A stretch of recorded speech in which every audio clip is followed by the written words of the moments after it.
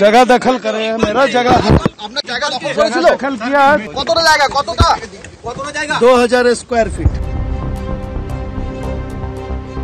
কসবায় Trinamool councillor Sushanta ঘোষকে খুনের চেষ্টার নেপথ্যে কি রয়েছে জমি বিবাদ? প্রশ্নটা উঠছে কারণ গ্রেপ্তার হওয়ার পর মূল চক্রে আফরোজ খান ওরফে গুলজারের মুখে উঠে এসেছে 2000 বর্গফুটের জমি দখলের কথা। এই হলো কসবার 108 নম্বর ওয়ার্ডের গুলশান কলোনির 2000 স্কয়ার ফিটের গুদাম ঘর।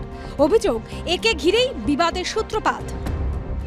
হায়দার আলী গুলশান কলোনির এই যে 2000 স্কয়ার ফিটের এল শেপের যে একটি বড় দোকানঘর, সেই দোকানঘর কবজা করে রেখেছে এবং সে যেহেতু দখল করে রেখেছে তাই তাকে টার্গেট করেছে এবং টার্গেট করানোর জন্যই কিন্তু একেবারে বিহার থেকে সুপারি কেলে নিয়ে এসেছিল। লালবাজার সূত্রে খবর, বিহারের জামুইয়ে আসল বাড়ি গুলজারের।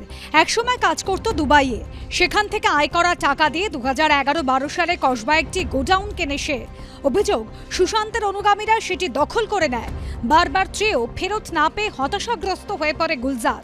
তারপরই হামলার ছক। ধরা পড়ার পর গুলজার যে জমির কথা বলেছিল সেটি আসলে গোডাউন। কে দখল করেছিল? কে? হায়দার আলী। হায়দার আলীটা কে? সুশান্ত ঘোষ का गुंडा। এই অভিযোগ অস্বীকার করেছেন 108 নম্বর ওয়ার্ডের বাসিন্দা এবং সুশান্ত ঘোষের অনুগামী বলে পরিচিত হায়দার আলী। যদি আমার এগেইনস্টে বিরোধ করে থাকে তো দাদাকে কেন অ্যাটাক করেছে? যদি আমি কিছু করে থাকি তো আমাকে করতো, কিন্তু দাদাকে করেছে। গুলজার এটা কিন্তু মোরা, গুলজার পিছনে একটা মাস্টারমাইন্ড আছে। তাহলে ঘটনার মাস্টারমাইন্ড কে? ইতিমধ্যেই আবার সামনে আসছে মোহাম্মদ জুলকারনাইন আলী নামে স্থানীয় এক ব্যবসায়ীর নাম। তার বিরুদ্ধে অভিযোগ, বছর 3 আগে গুলশান কলোনিতে 120 বিঘার একটি জলাশয়ের একাংশ নিজের জমি বলে দাবি করে ভরাট করার চেষ্টা করেন তিনি। কিন্তু 108 নম্বর ওয়ার্ডের তৃণমূল কাউন্সিলর সুশান্ত ঘোষ এবং তার অনুগামী হায়দার আলী সেই জলাশয়ে ভরাট রুখে দেন। তারপর থেকেই সুশান্ত ঘোষের সঙ্গে জুলকারের বিবাদ চরমে ওঠে।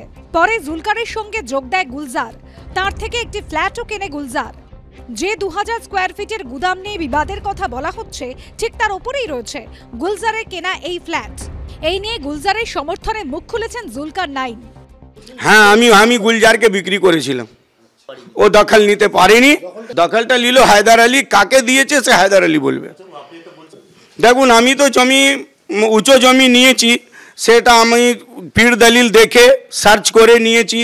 ওরা একবার ঘেরে দিয়েছিল, সেটা আমি কোর্ট থেকে অর্ডার পেয়েছি। এই কোর্টের সমস্ত কাগজ আছে। এই জমি নিয়ে কোনো বিদাবাত নেই। ওই কেসটা এদিকে ঘুরাচ্ছে, ফাঁসাবার চেষ্টা করছে।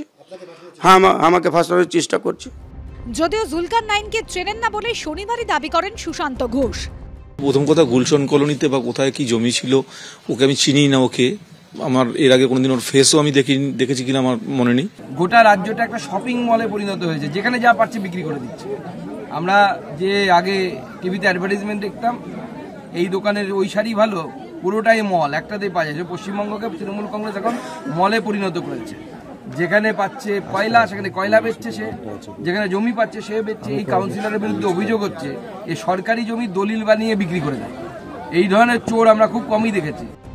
ধৃতদের জেরা করার পাশাপাশি পারিপার্শ্বিক তথ্য প্রমাণ খতিয়ে দেখছে পুলিশ। অনির্বাণ বিশ্বাস, হিন্দোল দে ও শিবাশিস মৌলিকের রিপোর্ট, এবিপি আনন্দ।